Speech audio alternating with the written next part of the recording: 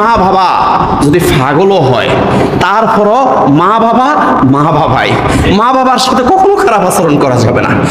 এই মা বাবা বৃদ্ধ হওয়ার কারণে, বয়স বেড়ে যাওয়ার কারণে কখনো যদি অশ্রাব্য কোনো কথাও বলে, তারপরেও তুমি মা বাবার সাথে অন্যায় আচরণ করতে পারবে না।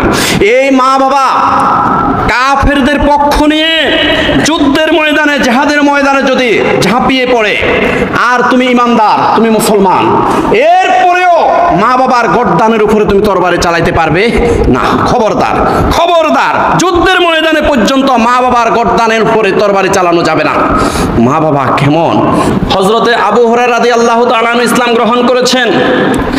ইসলাম গ্রহণ করার পরে আল্লাহ রাসূল সাল্লাল্লাহু আলাইহি ওয়াসাল্লামের দরবারের মধ্যে বেশি বেশি সময় দিতেন আর বসে বসে হাদিস মুখস্থ করতেন। প্যারা হাজরিন, সর্বাধিক হাদিস হযরতে আবু হুরায়রা রাদিয়াল্লাহু তাআলা আনহু মুখস্থ করেছিলেন। এখন আবু হুরায়রা রাদিয়াল্লাহু তাআলা আনহু রাত করে ঘরে ফিরেন, আর তখনও ওনার আম্মা জান ইসলাম গ্রহণ করে নাই, মুশরিকা ছিলেন। এখন একদিন আবু হুরায়রা রাদিয়াল্লাহু তাআলা আনহু রাত করে যখন ঘরে ফিরলেন, আবু হুরায়রা রাদিয়াল্লাহু তাআলা আনহুর আম্মা জান তখন মুশরিকা, প্রচন্ড আঘাত করেছিল, সমস্ত দেহ রক্তাক্ত করে ফেলেছে, ঘর থেকে বের করে দিয়েছে, এই ঘরে আর তোমার জায়গা নাই, তুমি কেন মুহাম্মদ সাল্লাল্লাহু আলাইহি ওয়াসাল্লামের দরবারে যাও, তোমাকে আর এই ঘরে জায়গা দেওয়া হবে না।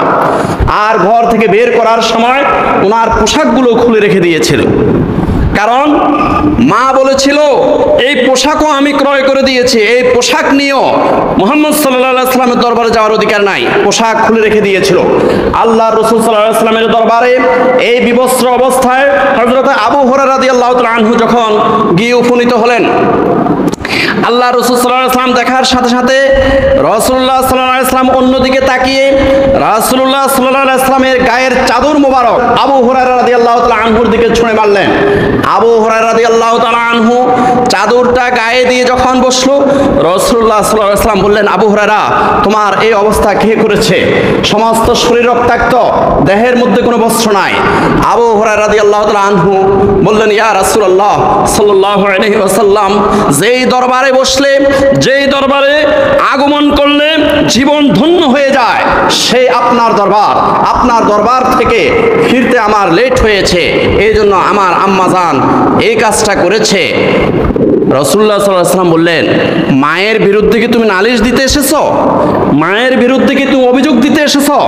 আবু হুরায়রা রাদিয়াল্লাহু তাআলা বললেন, না ইয়া রাসূলুল্লাহ সাল্লাল্লাহু আলাইহি ওয়াসাল্লাম, মায়ের বিরুদ্ধে অভিযোগ দিতে আসি নাই, আমি আপনার কাছে এসেছি আমার আম্মা জানের জন্য একটু দোয়া করার জন্য। সুবহানাল্লাহ।